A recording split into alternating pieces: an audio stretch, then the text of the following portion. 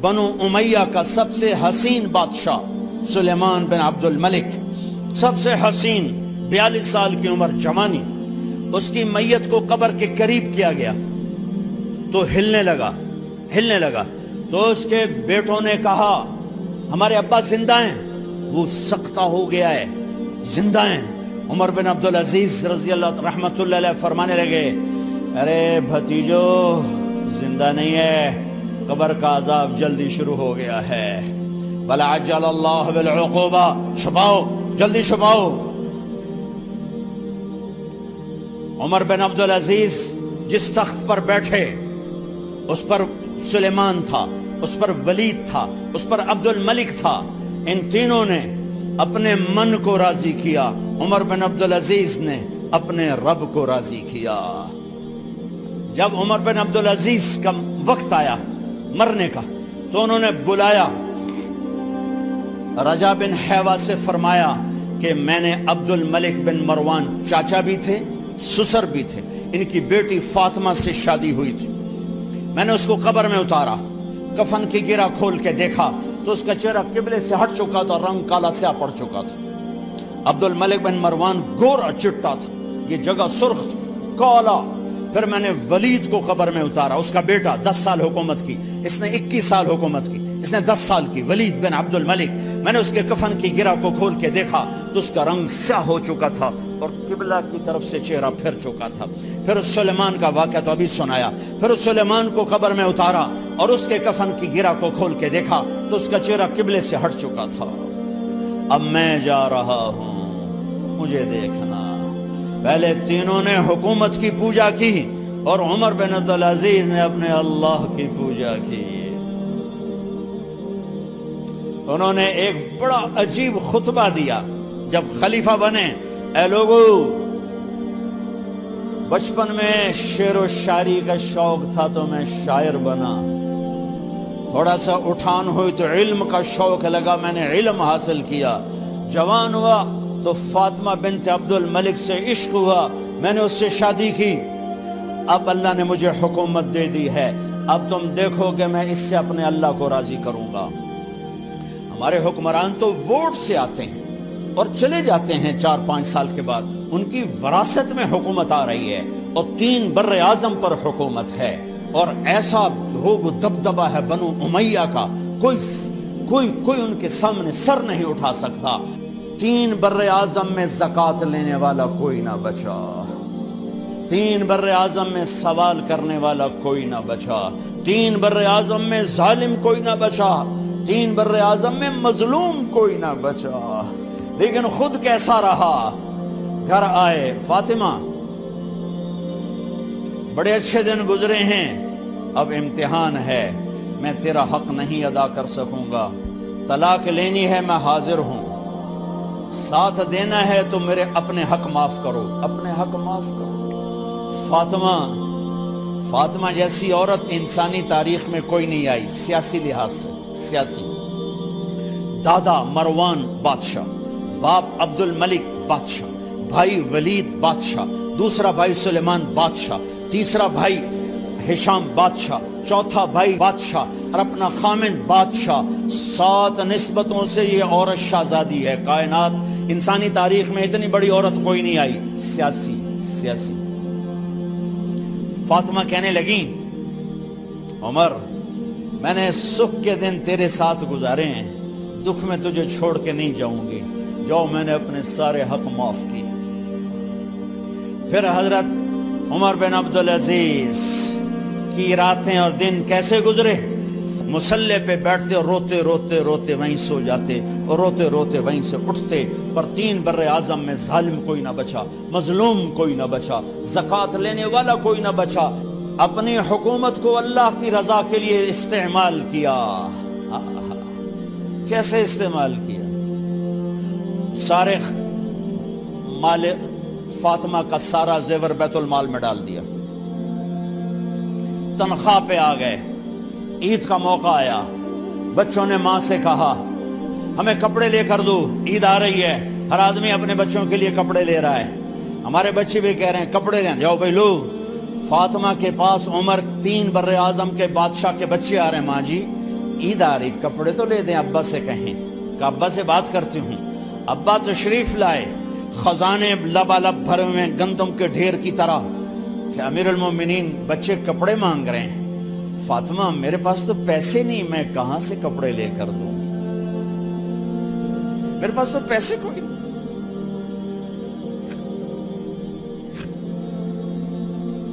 حضرت فاطمہ نے کہا پھر بچوں کا کیا کروں؟ کہا پھر مجھے بھی نہیں پتا کیا کروں۔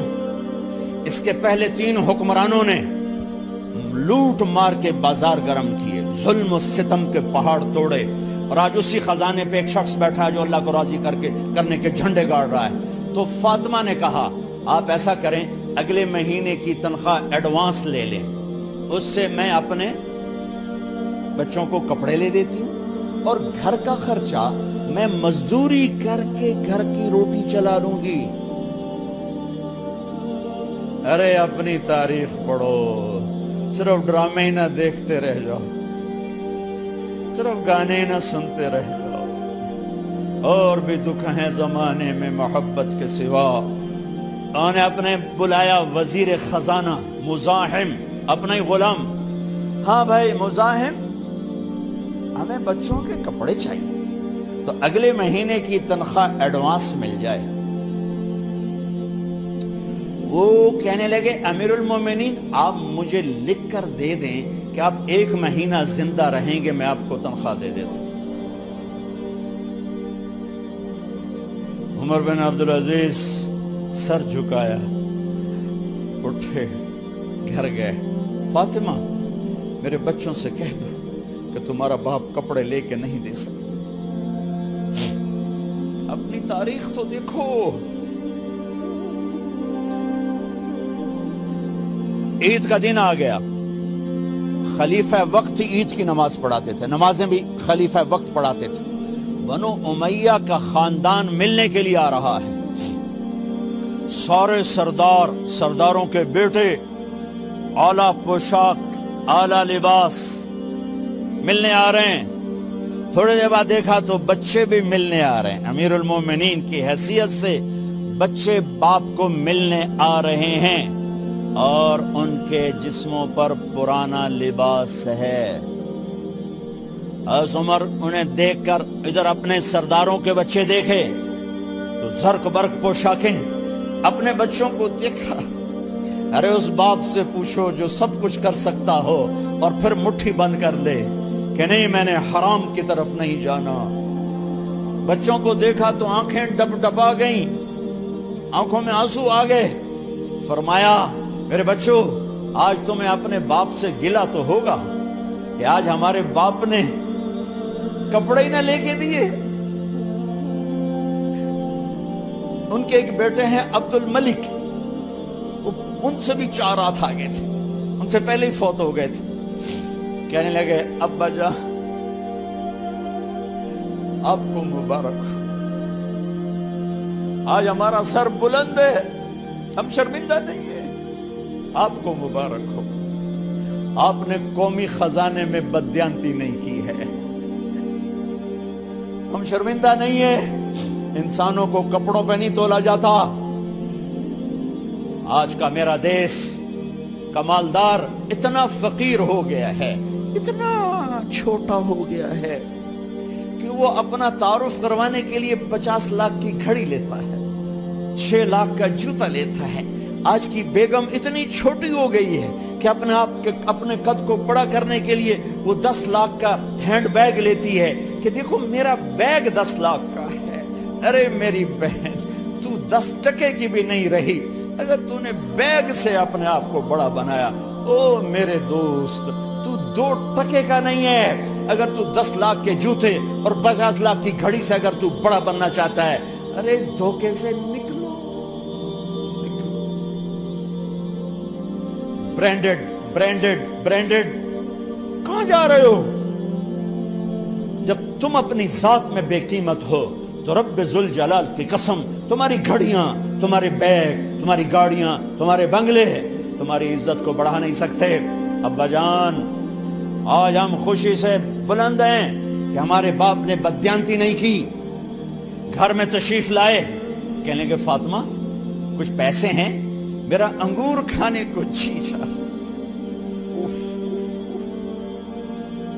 بس فاطمہ رونے لگی، فرمایا امیر المومنین خزانہ تو بھرا پڑا ہے، 1 درم کا بھی تیرا حق نہیں ہے کہ تو 1 درم لے کے انگور خرید لے۔ تو تھوڑا پٹھے، فاطمہ میں جہنم نہیں برداشت کر سکتا۔ او میرے بھائیو، جو دن رات سود میں پھنس چکے ہو، جو دن رات جوے شراب میں پھنس چکے ہو، کیسے اللہ کے سامنے سرخرو ہو کر کھڑے ہو گئے؟ ایک رات گھر میں تشریف لائے، بچیاں بیٹیاں، منہ پہ ہاتھ، کپڑا رکھا، دوپٹہ رکھا منہ پہ، اور بات کریں۔ آپ نے پوچھا ارے کیا ہوا تمہیں، یہ منہ پہ کپڑا کیوں رکھتی ہو؟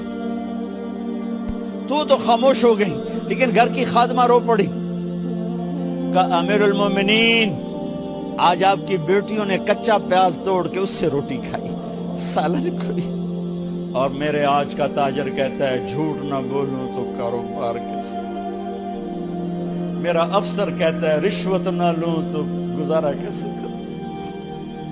تو عمر بن عبدالعزیز پھس پہ ہچکیوں کے ساتھ روئے کہ میری بچیوں، میں تمہیں بڑے اچھے کھانے کھلا سکتا ہوں، پر میں جہنم کی آگ برداشت نہیں کر سکتا۔ بھائیو، اس بندے نے اپنے آپ کو ذبح کر دی، اللہ کو راضی کرنے کے لیے ذبح کر دی، اپنے ذات کو، اپنے جذبات کو، اپنے احساسات کو۔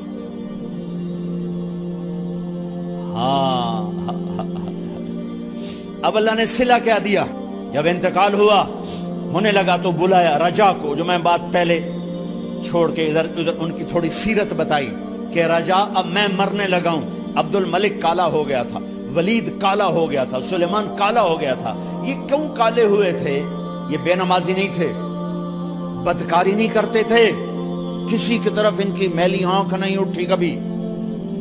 یہ ظالم تھے، ظالم، انسانوں کا خون پیا، مال میں خیانت کی، اس پر اللہ نے چہرے پھیر دیے۔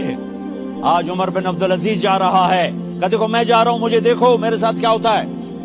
ان کا انتقال ہوا، ان کی میت قبر کے کنارے رکھی گئی، اور اب نیچے اتارنا ہے۔ سلیمان کی میت کو اتارنے لگے تو ہلنے لگا، اور عذاب قبر پہلے شروع ہو گیا۔ عمر کی میت کو جب قبر کے قریب کیا گیا، ایسے ہوا کا جھونکا آیا، ایک پرچہ ایسے لہراتا ہوا یوں آیا، یوں آیا، یوں آیا، اور عمر کے سینے پر گر گیا۔ لوگ کٹھے ہو گئے، پرچے کو کھول کے دیکھا گیا تو اس پہ لکھا تھا بسم اللہ الرحمن الرحیم، براءۃ من اللہ لعمر بن عبد العزیز من النار۔ یہ پروانہ ہے اللہ کی طرف سے اس کے بندے عمر کے لیے کہ اسے جہنم سے نجات کی خوشخبری سنا دی جائے۔ آہا، مرنا ہو تو یوں مرو، اللہ ایسی موت دے دے۔ کہتے ہیں میں نے ان کو قبر میں اتارا، جب قبر میں اتارا تو کیا دیکھا؟ میں نے کفن کی گرہ کھولی تو چہرہ قبلے کی طرف، اور یوں لگا جیسے 14ویں رات کا چاند قبر میں اتر آیا ہو۔